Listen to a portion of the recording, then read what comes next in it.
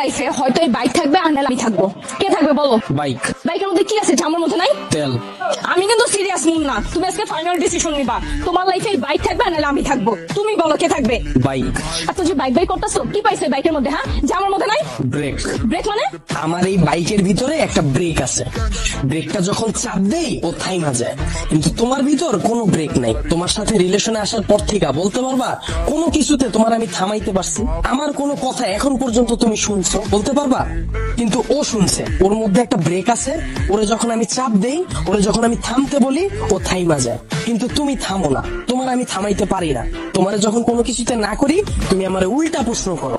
এই, ও কি কথা বলতে পারবে যে ও তোমাকে প্রশ্ন করবে? এইটাই তো আমার সুবিধা। ওরে আমি যেমনে বলি, যেমনে চালাই, ও অমনি চলে।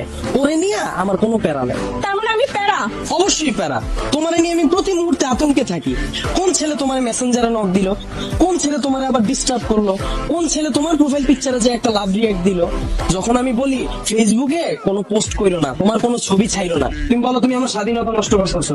তোমার যখন আমি বলি জান তোমার ফেসবুকের পাসওয়ার্ডটা আমারে দাও, তখন তুমি কি বলো? তুমি আমার সন্দেহ করতেছো। কিন্তু দেখো ওর বিষয়টা, ওরা নিয়ে আমার কোনো প্যারা নাই। এই যে একটা জিপিএস ট্র্যাকার লাগাই নিছি, প্রতি মুহূর্তে আমি নিশ্চিন্তে থাকি। ওরে রাইখা যদি আমি কোথাও যাই, কেউ যদি এসে ওরে ধরে, ও চিল্লায় উঠে আমারে কল দেয়, ডেমো দেখবা, দাও হাত দাও, কল চলে আসে। আমাকে নিয়ে লাস্ট কবে বের হইছো মনে আছে তোমার? তোমারে নিয়ে বের হয়ে আমার কোনো লাভ আছে?